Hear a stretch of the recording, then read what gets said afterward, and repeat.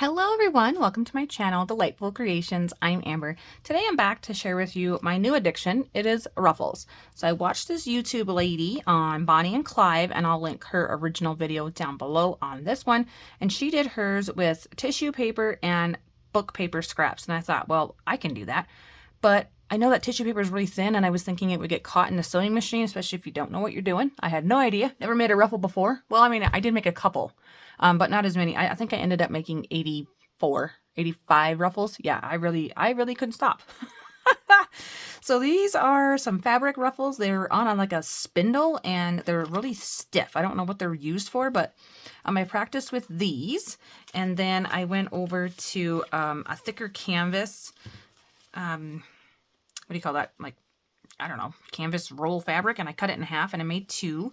And I used some scrap fabric, and I literally don't know what I'm doing, and they look adorable. Like, I'm sorry, I'm not trying to brag on myself, but yeah, I didn't think they would turn out great, and they all did. These are all fantastic. The only ones that didn't really work was this one here, this crocheted, very delicate purple lacy ribbon. It's too thin, and it just didn't really bunch up the way I wanted it to, and it did get caught in the sewing machine. So that one I didn't really like. And then I went and I grabbed a piece out of my bag of scrap pieces that I got from those rugs, and I tried to make it ruffle, and it didn't, but it did this really cool, like, I don't know, DNA looking strand. And I thought, well, that's kind of neat. That would be fun on a, what do you call those things?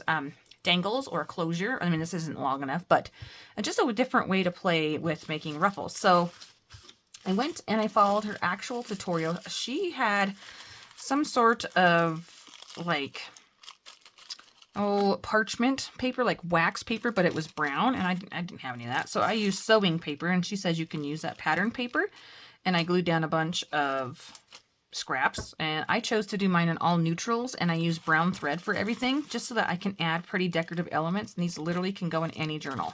And I made a lot. Like, I'm not exaggerating. Like, there's a lot. There's a lot. I couldn't stop. I did this for 2 days. It's insane. So I was like, okay, let me use that, all these sewing papers. And then I thought, sewing paper is very similar to tissue paper. So this is some polka dotted tissue paper that was wrapped in something that I received. And I decided to make a bunch out of those because I had a big sheet of that. And they're all just neutral book page, music paper. Like, they're adorable. So cute. And then I went and I found some white, oh my gosh, tissue paper. And I made the longer ones because I had a full sheet of that one. The polka dotted one was like a half sheet. Well, pretty close. Almost a full sheet. But the white ones are a little bit longer, and also, you know, the more pleats you put in, the more folds you have in your ruffle, the smaller they get. And this was just a small piece. So I have those. And then I thought, okay, what else can I make here? What else can I do? So I tried my hand at some paper ones. So these green ones are really, really thin scrapbooking paper. It's almost like origami paper. I'm gonna be honest, I'm not a fan. It was harder to fold this. But the toughest one of all the things that I tried making out of all the different materials that I attempted was this. Here is almost like wrapping paper. It's really shiny. It's not like full on thick, heavy, like 110-pound cardstock, but it's like wrapping paper, and it did not want to bend. It was being difficult. And you can see here, there's one that didn't get actually folded in there. It came out, but that's okay. And then I tried vellum, and I thought vellum would look pretty, but again, it's really tough, really thick and hard to get in there. So I did not enjoy sewing on those. But I found, here's another white one here that got kind of ripped there.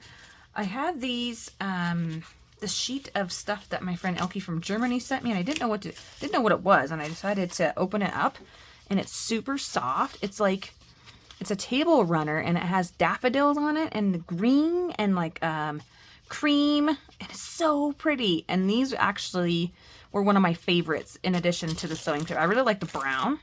I do like the brown tissue paper with the dots, but I like these. I think they're cute. So fun, so fun, so fun, so fun. Okay, so got done with that, and I thought, okay, this, since I was feeling it, feels a little bit, see, here's some more vellums. I took a whole sheet and I just diced them up. These are all about 2-inch strips roughly. I thought, okay, what else do I have that I can sew on? And I thought, oh, napkins. I have lots of napkins. I don't have a ton of big ones, but I have enough that I could make these. These are all from Elke from Germany. And I did leave the back on there just because I didn't want to fuss with it, and sewing it down, I didn't think it was really going to matter. But look at that. Isn't that gorgeous? The papers are every which way. It doesn't really matter. These ones are my favorite. The more wildflower looking ones with the purple and the yellow in there. So pretty. This was a rose napkin I got at the dollar store with like wood grain in the background. And if you don't want as many papers, you just space them out a little bit more. I liked mine closer together so that I knew that there wouldn't be as many gaps. And so that's just how I did it. But yeah, there you go. You're looking at it all. And let me move all this. And I have a couple of strips here with the polka dotted paper. And I thought I would just do 1 or 2 of them with you on camera. So just give me 1 second. Okay, so I got my couple of strips here. I have a little pile of a book page, and then I have a little pile of music paper. And I just wanted to show you that in here, this is where I'm grabbing from, this book page, text page type of thing. And I just rip. I don't even I don't worry about nothing. I'm just ripping into strips, okay? So that's my music pile, and then I have a text page. And then I also like to have a different text page. I like the different looks of the fonts or the background paper. And so I'm going to use this one. Just going to rip a few here. Not too concerned with what they look like because I can always rip them smaller, which I already know these need to be smaller. So we'll just go ahead and do that right now. There we go. Look, easy peasy. And then I pull in like a special page once in a while. Sometimes I want a little bit different color variation. I don't have my dark deep paper down here. But this is what I call my scrap. This is a scrap bag, obviously, but they're mostly digital papers in here right now. Look at that. But there are other papers in here, like lined paper, and then there is some scrapbooking paper and whatnot. So I'm just going to grab something that's pretty neutral, like this piece here, and I'm going to just rip it down just for a little bit of difference from what I made before. And maybe we'll use this one here. It's a little bit more vibrant. I don't want anything like this. For me personally, I want to be able to decorate myself what I want it to look like in the end. So I'm just trying to choose really delicate base papers that can be layered upon layered. Okay, so let's just work with 1 strip right now. And I take my glue stick. This is glue stick job, which, yep, went through a whole glue stick doing this. See, that was a brand new glue stick. And then I just smash it, line it up in the middle. There we go. And then I slap them on. Just boom, boom, hello, and maybe one of you. That's it. That's it. Seconds, and we're going to have something beautiful. So I have mine layered up. You got to wait for glue stick to dry before you go sew, though. That's the hard part. You could leave more space, like I said, and not have it be as close together. I don't do it in a pattern. I don't go every other one in the same pattern. I try not to put them all the same way. This one just happens to be going the same way here, so we'll just put that one there. How about that one like that and like this? Like I'm not thinking. I'm just grabbing. Maybe we'll rip that one down. Okay, so this one I'm going to do like I did all the rest of them. You can see it's very addicting. I don't know how to explain it. It's just so fun. So much fun. That one's a little big. How about like that? And maybe this one. And a little bit more glue. And I like that these ones are longer because it makes a longer ruffle, and I can choose to cover the whole page, a whole page of a journal on the edge or the top. Maybe go all the way across the top. Oh my gosh. That'd be fun. And yeah, be a lot of fun to do that. So just throwing the scraps on there. I mean, you could use all the colors that you wanted. I don't know if I want cows on there. How about this one here? Here we go. You could get rid of that white. You could do whatever you wanted. You really could. You can. I give you permission. Go explore. Have fun. Okay, and then I just smash mine all the way down up the middle. And if I overlapped a little bit too much, or if I have too much of a space, I'll come back and add a little bit more. But that's it. Done. I don't know how long that took, but it didn't take very long. Now the next one, I'm going to let that dry before I go sew it. But the next one I am going to try, my cutter didn't really want to cut anymore through the tissue paper. I'm going to leave gaps, and we'll see how I like that. And I'm going to show you guys what these look like after I sew them too. So I'm going to have to patiently wait for the glue stick to dry, so that'll be fun. And oops, if I'm going to leave gaps, so then I'm just going to go ahead and mark off a few pieces here and there. Actually, I want a longer one here, I think. How about this one?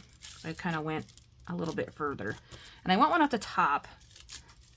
Actually, I got to pull this to myself so I can see, because where you can still see the glue stick through this. I can't show you actually. I put all the other ones away. Through the paper when it dries, at least this particular brand, but I don't really mind that. So if you didn't want to do it like this, then you could grab your piece and glue your piece and then stick it down. I don't know. This is how I'm going to do it. There we are. There we are. Let's go with. I kind of ran out of music paper, didn't I? Here's something. There we go. And you're going to use less scraps doing it like this, which, you know, okay. But, I mean, most of us have a ton of scraps, so why not fill her in, you know what I'm saying? Like, go for it. Go for it and get it in there. I'm going to space a couple of these a little bit closer together down here, just because I have all these ripped now. But I have one more strip that I will do and make. I don't know if these are, no, these are not double-sided. Sometimes my digitals have two pretty sides. Or not so pretty side, right? And then a pretty side. And down here at the bottom, I just always like to have one at the bottom because it's so hard to get the last ruffle part in there. So we'll do this one at the bottom. This one says, I want to see Jesus, or I want to see him, or something like that. Okay, so that one's very much more spaced out, and we'll see what that looks like. Here in a little bit, I'm going to go sew them. And so since I have this pile left, I'm just going to randomly plop them down onto this page. This one did cut crooked. It got messed up in my trimmer. It slid off. So I'm just gonna put them on here, kind of however. But yeah, really super quick, easy. I don't know if it's because it's new to me or if I just really enjoyed this little project or what. But I could not stop. My fingers hurt from pinching and folding the papers. Yeah, they really did. They hurt pretty bad for a couple days. I wasn't able to, whoops, that one just ripped right there. That's fine. We'll let it be. We'll let it be. We'll let it do what it wants to do. So we'll have that one, and then we'll have this one, which this one is smaller at the bottom. So I'll probably just rip this one off too here, right about here. And then this will just be a scrap, and we'll put that in something. All right. And this one I chose to do upside down. I did mean to flip the paper over because I want to see sort of what the difference is from the other ones that I did with the white dots up. So I didn't really like how busy it was in the background, and I would rather see more of the creaminess of the brown paper. So I did do that on purpose, just so you know, I didn't accidentally glue the wrong side here. Oh, here's a number. Let's use that. Probably won't see it. Probably just going to be a big white space. And I got some text here, and one more. Let's go ahead and put this pretty digital here. I was going to put cows, but I don't want to see cows right now. I don't want to see any cows. Okay, so there's all I have left, and I'll probably just go ahead and toss the majority of these smaller pieces because I'm not going to I cannot make any more, you guys. This is bad. I'm running out of glue stick. Okay, we're going to dry these, and I'll be right back. Okay, I'm finished. I actually used all my dark brown thread up on the other ruffles that I made. I forgot I had to get the thread out and rebobbin and everything, but I got it done. This is the one that I made the other ones exactly the same. And then, so this is the same tissue paper. It's just, this is the white side up, and I'll pull these in so you can see the dots on this one, and you can't really see them on this one. And I prefer this look better, I think. I just like the more muted tones. This is still fine. It's still fine. But if I had to pick, I'd pick just this one. But I also prefer the dark brown thread. I don't know what kind of thread this is. It's like normal thread. I mean, terrible to say. I mean, this one is like the cheapest thread you could get from Joann's, and it's very coarse feeling. It's very, I don't enjoy it, and I don't like the color. But I have two of these. I bought like two for $1 or something, and I'm like, okay, I just got to use this up. So anyways, that's the one I made exactly the same as the first one. This is the one that was a little bit more spaced out, and you can kind of see where the pleats are, where there aren't any pieces of scrap paper. It went through there, but it didn't really do a great job. I did sew just as fast as I did with the other ones. I mean, I just zip them on. I'm not worried about how straight the edges. I do not care. I'm just getting it done. And so it did pull up a little bit, which, you know, makes it a little more homemade, I guess. And you plop some things on there, you know, your little tickets and whatnot, and butterflies and things. And of course, what I grabbed out of my little bin is just gigantic. But I mean, you know, you stick your little pieces on here and you cover those up. But look at how cute that looks, just like that. Sweet. And so then I just did the really small ones that ripped, and you can see how much they shrink down. But I thought, you know, instead of obviously just using them for page decorations, we can use them for tab toppers. And, you know, fold that over and have it be able to pull a tab out. You can use them for tab pages on like an actual tab on a page. And then like even decorating. Let's see if I can find something here. That's just a little note card. You know, you could have, that's like perfect. And you could have it be going the right way. You could totally have fun with it and, you know, go around. So that's really, really, really fun decorating. And it's flat. And I love how flat it is. I'm trying not to add a whole lot of bulk to things. And just keeping things really simple. I'm looking for a pocket. I don't happen to have a pocket right offhand here. I know that's a journal card. Hey, let's try this one. Something like this where maybe you want to add a little bit more interest. This would be maybe a little bit too thick, I feel like. It's competing with the size of the butterfly. So to fix that, I come along, maybe just use a little section. I don't want to cover that up over here, but maybe I add a little piece down here. And I can even take this if I really want to, and I can just trim it down. Like, who says you have to leave it the way it is? Look, all that's gone now. Look, I just got a little strip. Ooh, and then also, one last thing. I had fun creating with scraps with Corey, and she used little bitty scraps and made these little cluster things similar to this, just using some scraps. But how fun would that be to kind of tuck something like that on the top or beneath, or just to have on the extra side, and there you go, and then you're done. Look, and then you just stick your little bird on there or whatever you got. Look. Amazing, super quick, super fast. So lots of fun things to be had with Ruffles. I'm going to continue on and make a few more because I've already pre-cut some more papers, and yeah, I want to use up what I have already ripped up. So thanks for stopping by. I hope you enjoyed this. Let me know which was your favorite of the fabric, the napkin, the vellum, the tissue paper, the sewing paper, or I think Elkie stuff here. This is more like a paper towel filling. This is regular tissue paper and fabric. Yes. And then the ribbon, but the ribbon didn't really work out that great, but the one ribbon did. I can't find it. Anyways, thanks so much for watching, guys. Have a wonderful day. Bye-bye.